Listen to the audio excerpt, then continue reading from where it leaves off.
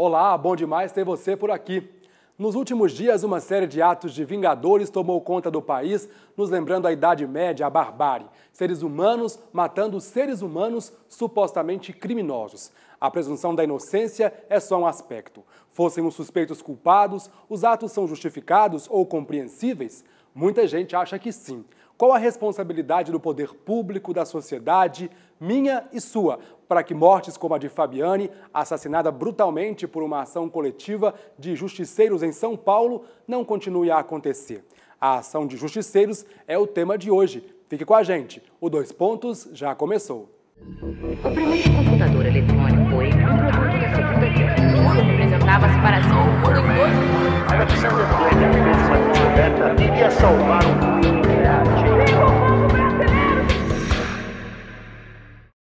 Nós recebemos Luiz Brotti, mestre e doutor em Direito e professor associado da Faculdade de Direito da UFMG. 2 pontos para ele. As pessoas tendem a ver quem comete crime sempre como alguém longe do seu centro de relacionamento.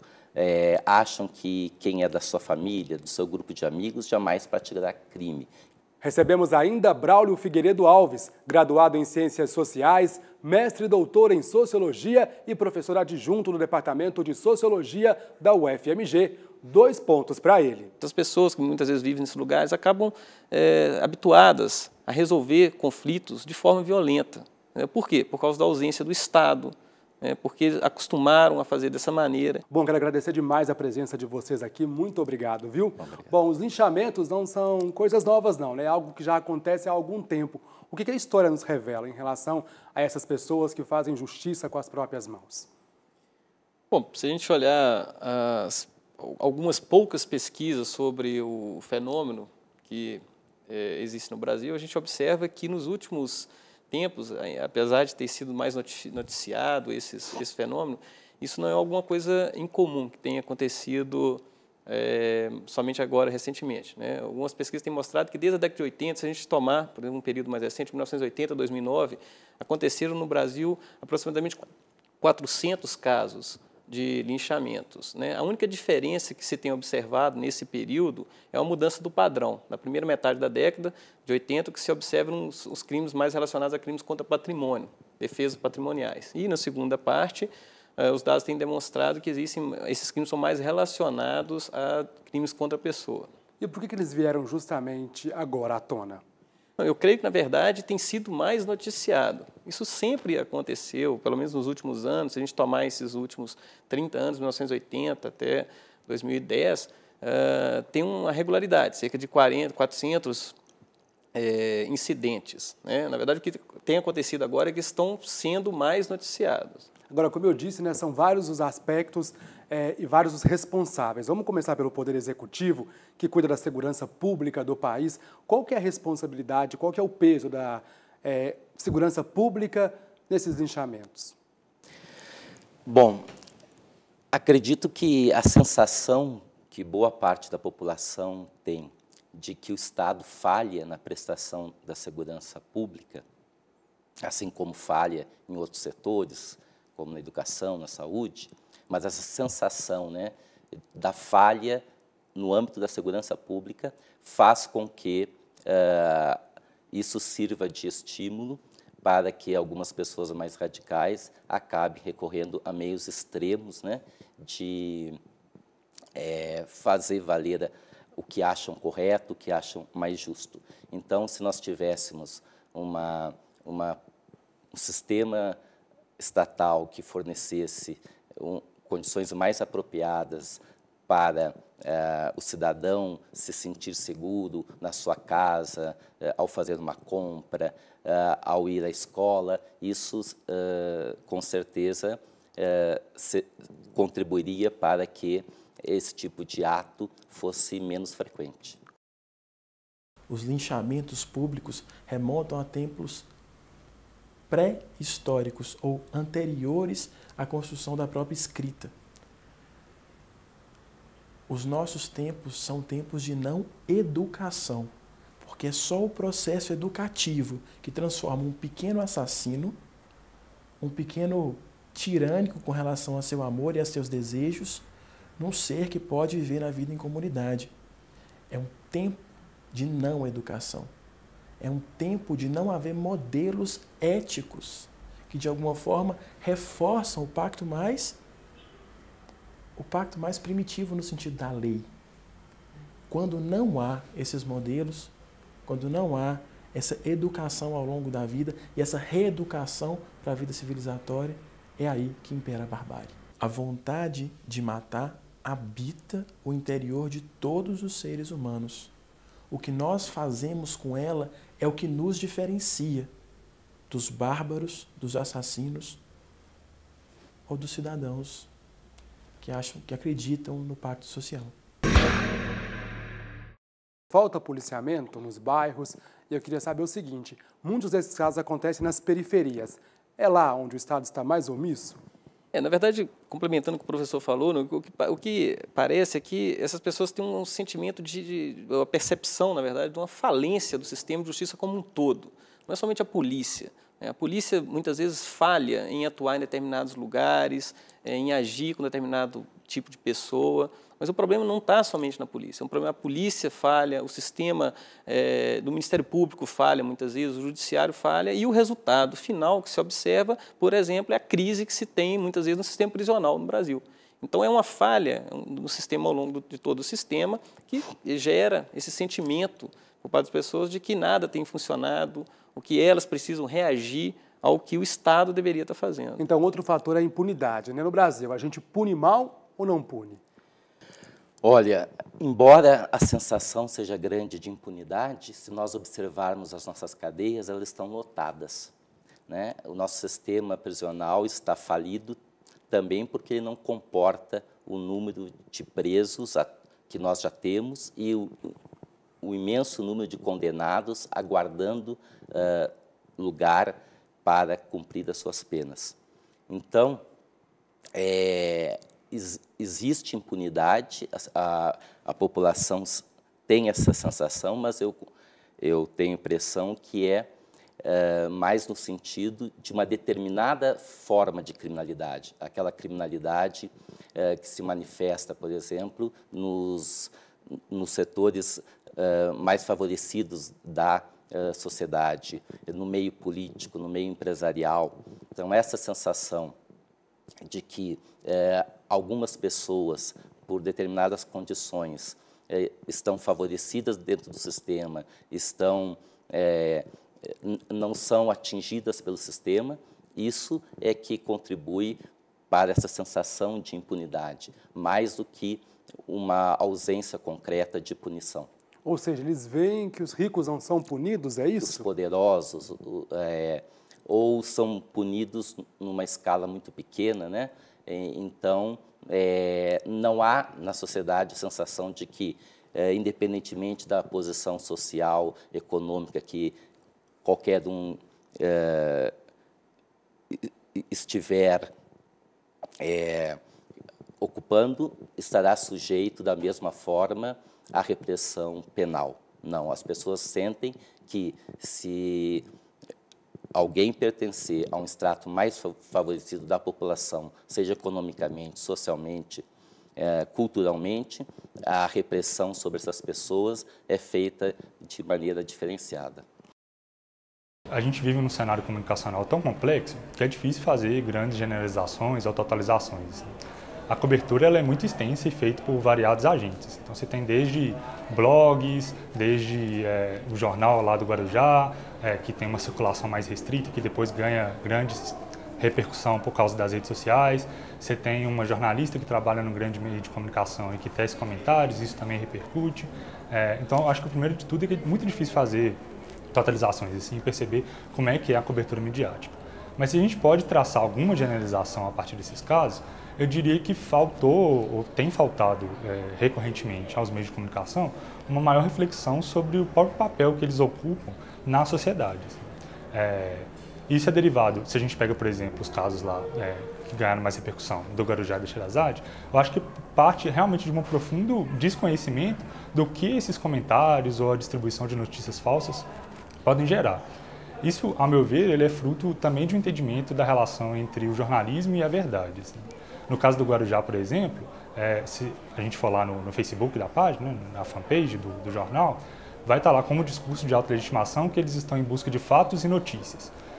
Esse discurso de autolegitimação funciona como uma apresentação do jornal para o leitor. Assim. Então, quando ele fala que ele está em busca de fatos e notícias, ele está se oferecendo ao leitor, ele se oferece ao leitor como um agente capaz de selecionar nas várias narrativas que circulam em sociedade, aquelas que são mais condizentes ou que correspondem a uma verdade que ele pretende chegar. Assim. E aí a grande desculpa, ou a grande defesa que o jornalista do jornal fez é que aquilo claramente era um boato. Olha, como essa relação é um pouco truncada. Assim. É um boato que circulou no jornal, aí o jornal se oferece como portador de uma verdade, como portador dos fatos, etc. Cada vez mais necessário e mais urgente que a gente reflita que falar também é fazer, falar também é uma atitude. Assim, um comentário nunca é só um comentário, né? No sentido de que ele termina na minha própria opinião. Assim. Esse comentário ele gera uma série de outras ações, ele repercute de diversas formas na sociedade. Assim. Então, eu parto do princípio de que vou fazer justiça com as próprias mãos porque o assassino, porque o criminoso, ele não vai ser punido. A minha realidade é tão ruim, eu não tenho acesso à escola que eu gostaria, à educação que eu gostaria. Enquanto isso, eu vejo pessoas que têm tudo que eu gostaria e praticando atos errados não são punidos. Volto à questão do local onde acontecem vários desses linchamentos. A gente vê pelos vídeos que correm pela internet aí, de que a maioria deles acontece em periferias, em lugares pobres, enfim. Qual que é a relação que a gente pode fazer de injustiça social com os casos de linchamento, professor? De fato, existe, como eu falei, nesses crimes cujo fundo, né, o pano de fundo é uma questão mais pessoal, uma violência pessoal, um linchamento voltado para a resolução de conflito pessoal, ele, de fato, ele tem uma certa concentração nessas áreas. Né? A gente tem observado, por exemplo, se você analisa os dados de homicídio nas grandes cidades, eles também são extremamente concentrados, seja homicídios relacionados a outras características, não só o linchamento. Então, essa violência interpessoal ela é muito localizada, ela é muito concentrada, e ela tem uma relação direta, assim, que a gente denomina como áreas de concentração de desvantagens ou áreas socialmente desorganizadas. Então, o que ocorre, na verdade, não é um problema das pessoas que vivem ali, é um problema do lugar. É um lugar onde o Estado está ausente, não somente na questão da justiça, mas também na questão de educação, de saúde, de serviços. Então, é um lugar socialmente desorganizado que depende, que necessita de uma inserção maior dos mecanismos institucionais. Uhum. Falamos da aplicação da lei, né? Mas da criação da lei. Não estamos criando leis suficientes para inibir os criminosos? Não, as leis existem, né? As leis existem e o que nós temos que defender em relação a isso é que elas sejam aplicadas efetivamente, né? Mais do que leis rigorosas, mais do que, por exemplo, defender pena de morte, prisão perpétua, o que seria importante para conter a criminalidade de alguma forma seria as pessoas que cometessem crimes tivessem a sensação de que a probabilidade de serem punidas seria muito grande. Então, qualquer que fosse a pena, não precisaria ser pena de morte, prisão perpétua, fosse uma pena de 10 anos, de 15 anos, mas que a pessoa tivesse uma sensação de que provavelmente a pena de 15, de 10 anos lhe seria aplicada, isso conteria muito mais, inibiria muito mais a prática do crime do que uma lei com penas muito severas ou extremamente elevadas. E essas leis com penas que eu entendo, em maioria, adequadas, embora a gente possa questionar a alteração de algumas formas de punição, mas essas leis já existem. O que nós precisamos, sim, é aplicá-las.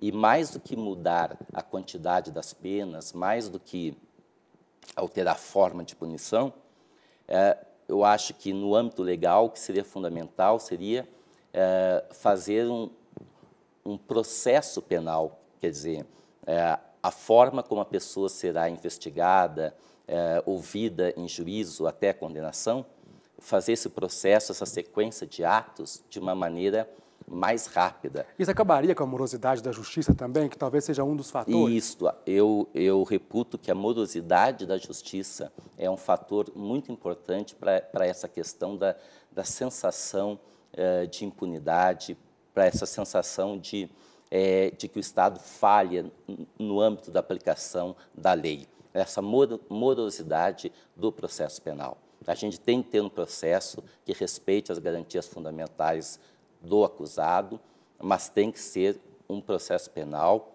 com uma celeridade razoável. E como é que a gente resolve isso? Seria uma reforma profunda das nossas organizações? Como é que é?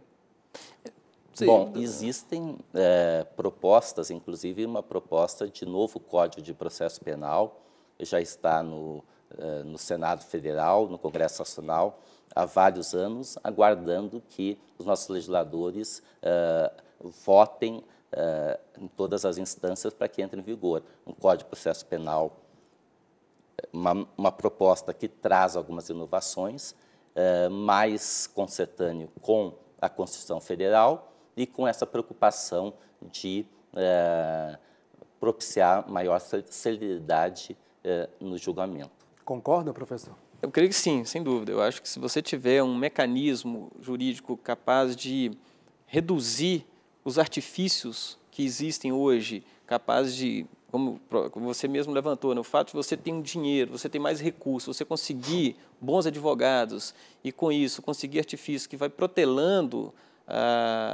o sistema, né, o processo, se você consegue reduzir isso, de fato, você pode ter um certo aumento da celeridade e da certeza da aplicação da lei. Acho que esse é um ponto importante. Mas, por outro lado, é importante observar também que nem sempre endurecer as leis vai reduzir a criminalidade. Você tem que entrar com outros elementos por trás disso aí. Como eu estava falando, o problema da criminalidade localizada nas periferias não é um problema só de polícia ou de justiça, é também um problema de educação, de saúde, de infraestrutura. Você tem que melhorar o sistema judiciário, mas também você tem que fornecer outros benefícios para a sociedade. Ou seja, na raiz existe um problema de educação também, professor? É um problema social, como eu falei, é um problema de concentração de desvantagens, né? Essas pessoas que muitas vezes vivem nesses lugares acabam habituadas a resolver conflitos de forma violenta. Por quê? Por causa da ausência do Estado.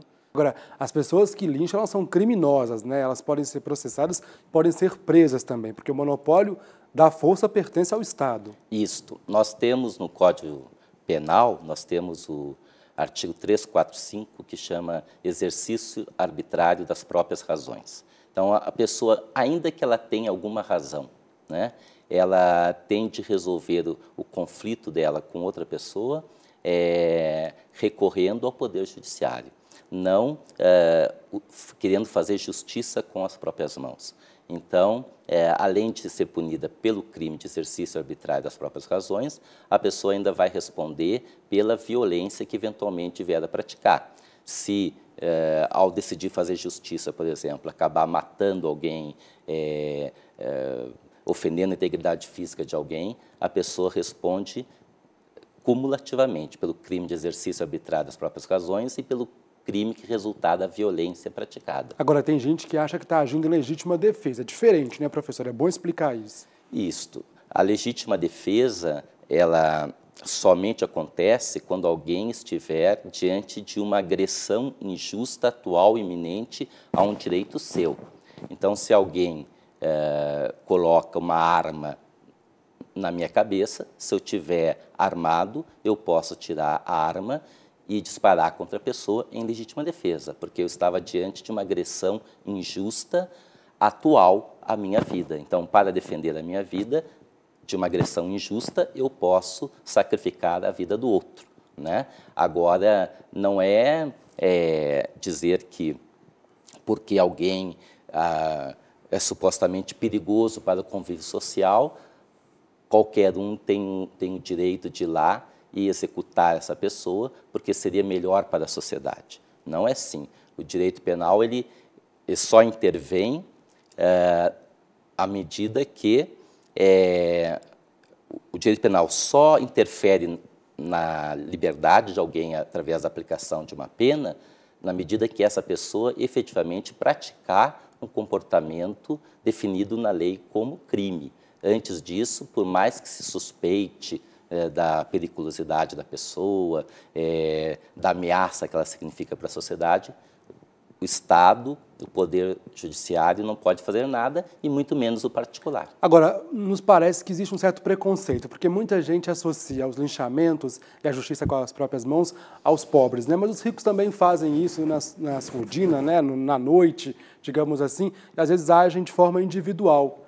São maneiras diferentes de fazer justiça com as próprias mãos, mas, ou seja, também existe o outro lado, existe quem faça justiça com as próprias mãos, e não é só o pobre. Não, claro, de fato, se você, como eu falei, os dados dos últimos anos mostraram exatamente isso, né?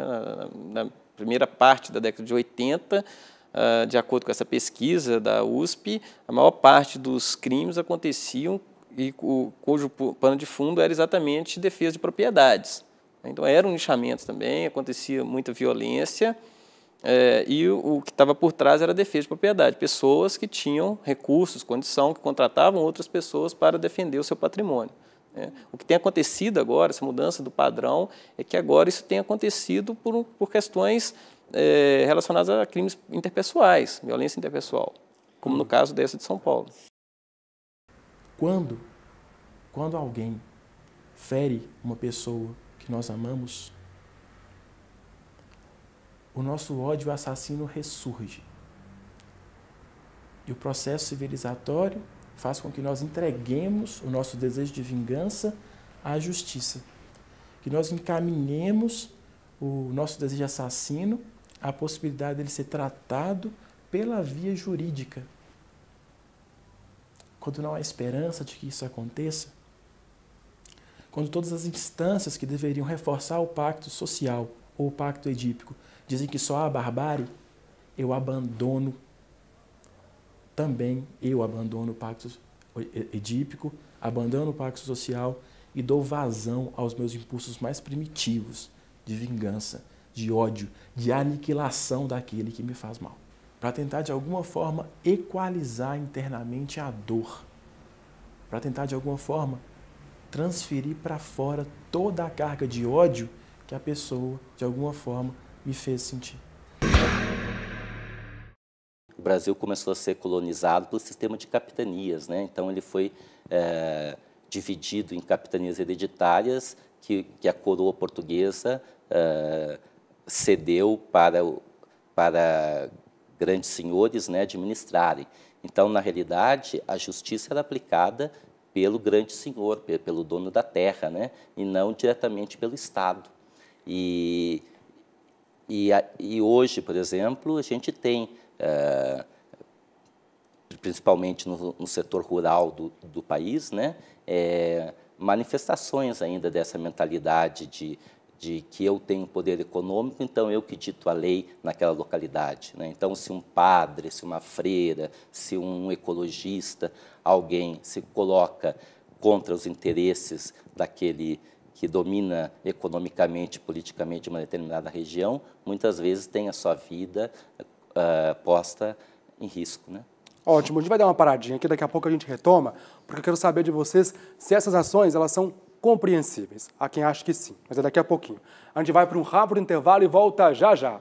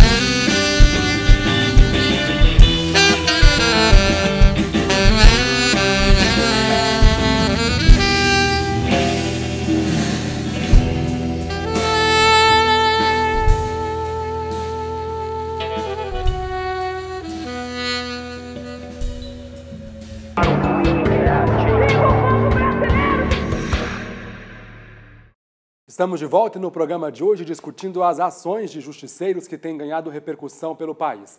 Hoje recebendo os professores da UFMG, Luiz Brotti, da Faculdade de Direito, e Braulio Figueiredo, da Faculdade de Sociologia. Eu queria começar citando a Raquel Shirazade, jornalista, dando 2 pontos para ela. Num país que ostenta incríveis 26 assassinatos a cada 100 mil habitantes, que arquiva mais de 80% de inquéritos de homicídio e sofre de violência endêmica, a atitude dos Vingadores é até compreensível. É de fato compreensível? Se compreensível, a gente está querendo referir justificável, né? Parece que é o que ela pretendeu falar. É óbvio que não, né? Esse tipo de afirmação dessa jornalista é lamentável sobre todos os aspectos, né? Tendo em vista que ela está justificando, né, uma atitude que contraria aquela questão de que as pessoas devem depositar o monopólio do exercício da força, né, nas mãos do Estado. O Estado é que se substitui aos particulares na tarefa de fazer justiça. Então, à medida em que as pessoas tomarem a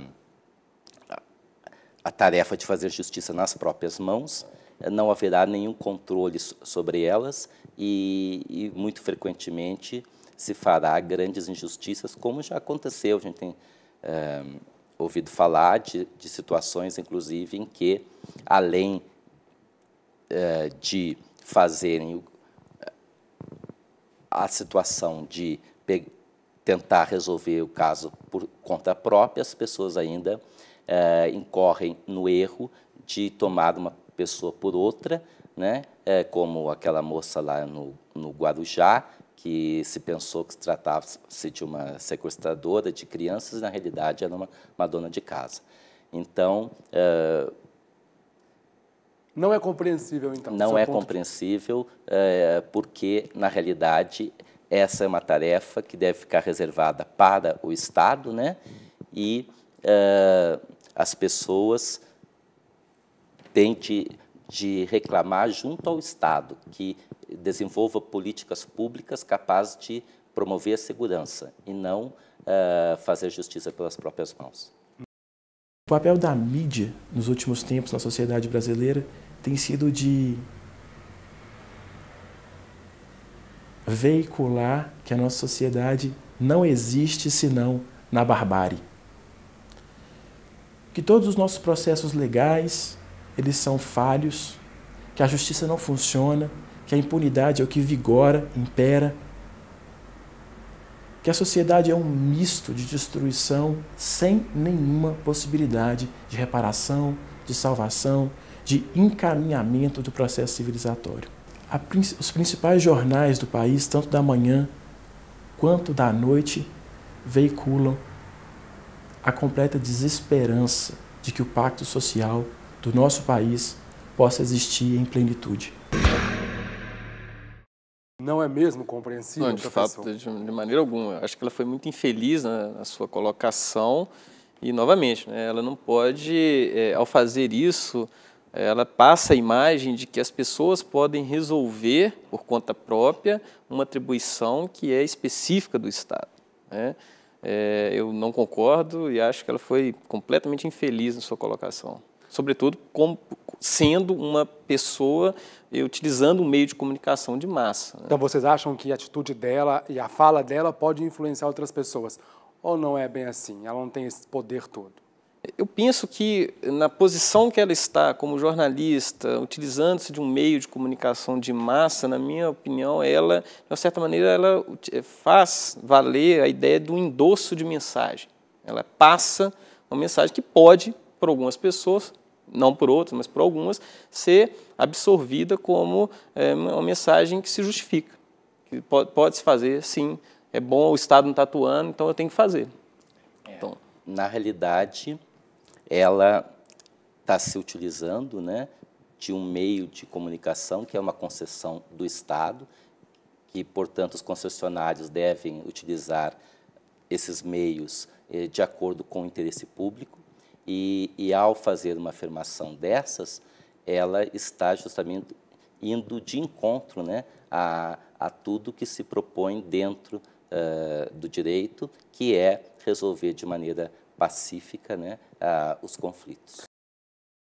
No caso lá da Sherazade, a gente pode pensar que a verdade que ela produz a partir dos comentários, e não só desse comentário, desse último, né, nesse comentário famoso em que ela queria, então, o povo dos direitos humanos adote um bandido em casa, acho que ele é só a cereja do bolo, né? Se a gente volta para trás, procura no YouTube, tem vários comentários dela com o mesmo tipo de tom, com o mesmo tipo de relação com a realidade, assim, a gente percebe que a realidade que ela propõe a partir dos comentários dela é uma realidade muito pouco porosa, assim, né? Você tem a verdade e aquela verdade surge como uma verdade incontestável, assim, o que é muito complicado.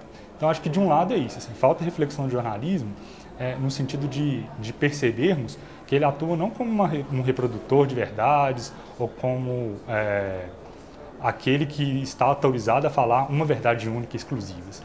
Na verdade, quando a gente analisa esses casos, a gente percebe cada vez mais que a verdade é uma construção. Então, a Sherazade, o Jornal do Guarujá, ele faz parte dessa construção da realidade que a gente constrói juntos, entre os variados agentes. E a gente tem que perceber qual é a qualidade dessa mediação, que construção de realidade que a gente pretende fazer. Ela alega que está usando a liberdade de expressão e liberdade de imprensa, mas é preciso que haja também a responsabilidade, né, que vem acompanhada com a responsabilidade. Cabe ser enquadrado em algum tipo de crime, por exemplo, apologia ao próprio crime, professor? Isso. Bom, a questão é a seguinte, como eu falei, a atitude dela foi lamentável, ela é uma atitude que com certeza contraria código de ética profissional, tanto que sindicatos da área profissional em que ela atua se manifestaram contra as declarações dela. Tudo isso. Não tem dúvida que ela abusou do direito de expressar a sua opinião. Entretanto, nem todo abuso constitui automaticamente crime, né? É preciso se investigar muito bem o contexto em que as declarações foram realizadas. Para que houvesse o crime do artigo 287 do Código Penal, que é a apologia ao criminoso, o valor que tem de ser atingido para que haja crime, porque, veja bem, quando o Estado proíbe uma conduta, não é simplesmente para testar a obediência das pessoas, mas é com a intenção de inibir determinados comportamentos que têm potencial de lesarem valores importantes para a sociedade. Então, no caso aí, seria a paz pública, né? A sensação de ausência de ameaça, de tranquilidade na vida social. Bom, então, para que haja efetivamente esse crime, é necessário que um número grande de pessoas, indeterminado de pessoas, se sentissem realmente ameaçadas com as declarações. Me parece que no contexto todo em que elas foram feitas, né, durante um programa de televisão, sem estar diante de uma situação de tumulto, isso com alguma dificuldade poderia ser caracterizado crime. Não acredito, pelos dados que eu tenho até agora, que seja crime. De qualquer forma, está sendo investigado, o Ministério Público recebeu comunicação desse fato oficialmente e vai apurar melhor os detalhes. A gente fala no primeiro bloco, né, da responsabilidade dos três poderes, executivo, judiciário e legislativo. O quarto poder, a imprensa, também tem alguma responsabilidade também sobre esses casos? E como é que ela deve agir na cobertura desses casos de linchamento? Eu acho que noticiar, informar a população, eu acho que não tem nenhum problema, né? Novamente, reforçando o que o professor falou, o problema é a forma, o contexto no qual ela colocou a sua posição, né? Eu creio que, como a gente tem observado que tem acontecido, tem sido noticiado mais eventos como esse de linchamento, e o fato de ela ter falado exatamente no momento em que tem acontecido muito, parece, né, tem sido feitas certas associações entre a fala dela e a ocorrência desses fatos. Mas, de fato, isso aconteceu ao mesmo tempo. Não significa que há uma relação de causa e efeito, né? a jornalista falou, imediatamente depois pessoas ouviram, absorveram e agiram daquela maneira. Não é isso. O problema é o contexto no qual ela falou e o momento em que esses eventos têm sido noticiados com mais frequência. As pessoas que são linchadas, elas, muitas das vezes, não todas, cometem um delito. Mas a gente precisa também ver que as pessoas que cometem delitos também têm direitos. Quando a nossa Constituição Federal, principalmente no artigo 5º da Constituição Federal, ela declara os direitos fundamentais do cidadão no Brasil, esses direitos são assegurados a todos que vivem no país, independentemente de origem, de sexo, de raça, simplesmente pela condição humana. A Constituição parte do princípio de que a pessoa humana tem uma dignidade que lhe é inerente. Então, todos esses direitos à vida, à liberdade, à propriedade, à segurança, são garantidos a todos, independentemente de que, em algum momento da vida, essas pessoas venham a serem processadas pela prática de crime, serem acusadas ou até condenadas por crime. A própria Constituição afirma, né, que é assegurado ao condenado o direito à integridade física e moral. Então, mesmo depois de condenada a pessoa, durante o cumprimento da pena, a Constituição assegura o respeito à sua integridade física e moral. Então, não é porque a pessoa é acusada da prática de crime ou mesmo é condenada pela prática de crime que ela tem algum desses direitos suprimido. Pode ter restringido em função das penas que lhe são aplicadas, mas suprimido não. Agora, por que há muitas vezes manifestações contra quem defende os direitos humanos, dizendo que, na realidade, são bandidos e que eles próprios não respeitam os direitos humanos, né? Então, por que respeitar os direitos humanos deles? Por que há esse tipo de manifestação? Pela questão de que as pessoas tendem a ver quem comete crime sempre como alguém longe do seu centro de relacionamento. Acham que quem é da sua família, do seu grupo de amigos, jamais praticará crime. Crime é algo que, se for praticado, vai ser praticado por alguém muito diferente de mim ou quase como um inimigo meu, né? Então, o inimigo pode ser tratado de uma forma radicalmente diferente do que eu gostaria de ser tratado. Agora, o Estado não reconhece esses direitos muitas das vezes, né? O que a gente vê nas prisões penitenciárias, enfim, é isso, é uma agressão. E aquilo que ele disse, muitas das vezes os direitos humanos vêm e denunciam, o Ministério Público vem e denuncia, e tem uma galera que é contra isso, que fala que realmente, ou seja, existe uma cultura no país que o bandido tem que realmente sofrer, tem que morrer. O problema é exatamente esse. O movimento, quanto maior é o movimento contra, em oposição às opiniões dos direitos humanos, relativas às ideias dos direitos humanos, é exatamente devido a uma falha maior do sistema de justiça prisional. Se você tivesse um sistema como um todo, sistema de justiça prisional, um sistema de justiça como um todo, se você tivesse um sistema que estivesse funcionando, que punisse de forma igualitária todas as pessoas que foram condenadas, processadas, você teria um movimento não teria um movimento tão contrário em relação aos direitos humanos. O problema é que há uma divergência muito grande entre o sistema de justiça e o que os direitos humanos defendem. Não é porque não há justiça mais eficaz que eu vou produzi-la com minhas próprias mãos. Não pode ser assim.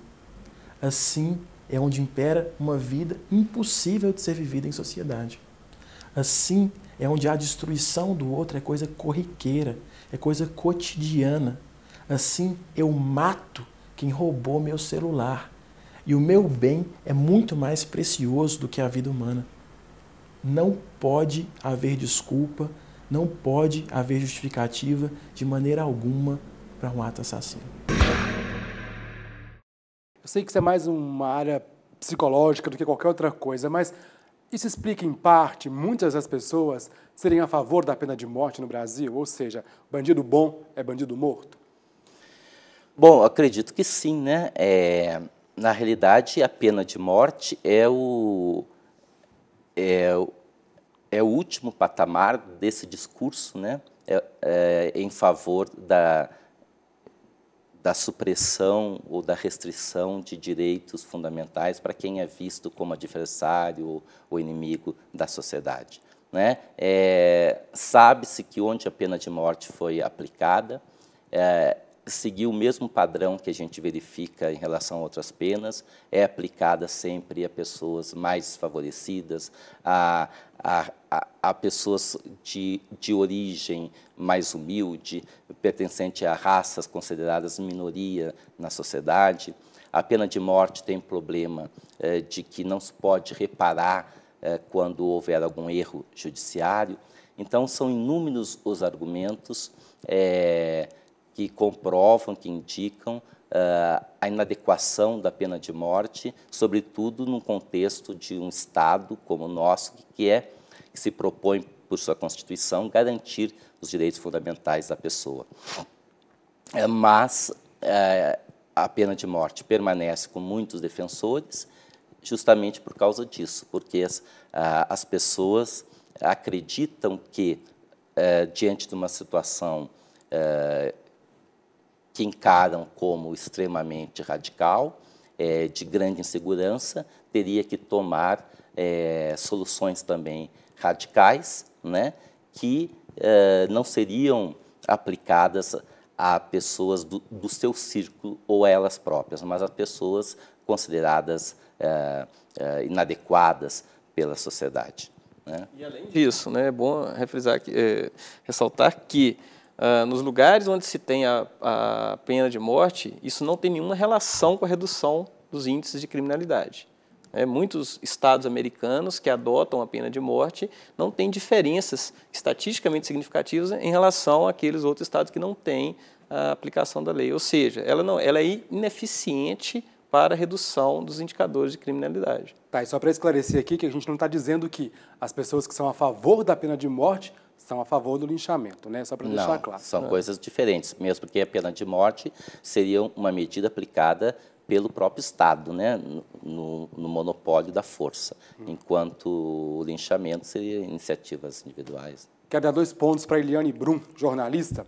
Chorar pelos inocentes é fácil. O que nos define como indivíduos e como sociedade é a nossa capacidade de exigir dignidade e legalidade no tratamento dos culpados. Nós, ao exaltarmos a inocência como principal razão para que alguém não seja assassinado, também somos culpados. Concordam com ela? Afinal de contas, depois da morte da Fabiane no Guarujá, muitas pessoas vieram com essa, né? Que pena, ela era inocente, mas não pode ser considerado só a inocência da Fabiane. É também a brutalidade, né? O que se foi feito com ela, independente de quem seria a vítima. Eu acho que esse fato serve, sobretudo, para que as autoridades reflitam sobre o que tem acontecido no Brasil, sobre os indicadores de violência que colocam o Brasil como um dos países mais violentos do mundo e reflitam, sobretudo, para transformar ou para criar mecanismos que melhorem essas condições. Acho que mais do que nós, a população, refletir sobre, pensarmos se somos culpados ou não, é a classe política, as pessoas que têm mais poder, digamos assim, que são capazes de refletir sobre essa situação. Eu acredito também como professor, né, eu vou nessa linha, acho que não é o fato de ter pegado a pessoa errada, né, que é o fator que chama a atenção aí, né? O que está sendo escancarado para nós, né, é o grau de intolerância da sociedade, né? A necessidade que a sociedade a descrença da sociedade em relação à atuação do Estado, a necessidade que está no sentido de atuar onde percebe que o Estado tem falhado, né? E isso, em boa parte, a atribuição pela própria falha do Estado, mas também porque há muitos discursos, né, em nível de mídia, em nível de classe política, querendo sempre dizer que, na realidade, teria que aplicar uma lei e uma lei rigorosa para resolver esses casos.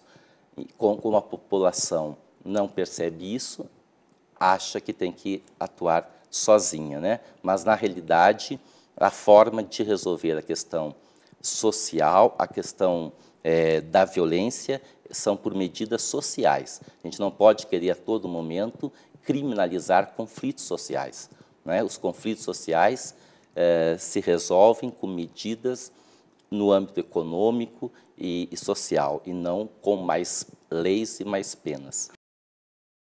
Depois atestou-se que ela era inocente, assim. E aí os jornais dão muita vazão ao fato dela ser inocente e esquece que se ela fosse culpada, o crime seria tão bárbaro quanto, seria tão crime quanto, assim, sabe? O fato dela ser inocente não modifica nem o crime anterior e muito menos o crime posterior. A gente se acostumou, virou uma paisagem, a violência e agora essas ações de linchadores? Se a gente olhar, tomar os números absolutos, sim. A gente, como eu falei, a gente teve na última década quase 900 mil pessoas mortas por agressão, homicídio no Brasil, e certamente vamos alcançar números maiores nessa década de 2010 até 2019, se nada for feito. Se tudo continuar como está, creio que vamos alcançar números ainda maiores. Então, sim, acostumamos a ver essa violência, o cenário de violência no cotidiano. E com a internet tende a ser mais colocado ainda para as pessoas poderem ver, enfim. Sem dúvida, eu acho que as pessoas hoje têm mais acesso à informação, então tomam mais conhecimento do que tem acontecido no Brasil. Quero agradecer demais a presença de vocês. Nosso tempo, infelizmente, terminou. Muito obrigado pela presença. Voltem outras vezes, tá bom? Eu que quero agradecer, colocando sempre à disposição para outras intervenções. Ok, obrigado, viu, professor? Bom, o nosso programa de hoje termina aqui. Mande sua crítica e sugestão para tvufmg@gmail.com. Um grande abraço e até a próxima.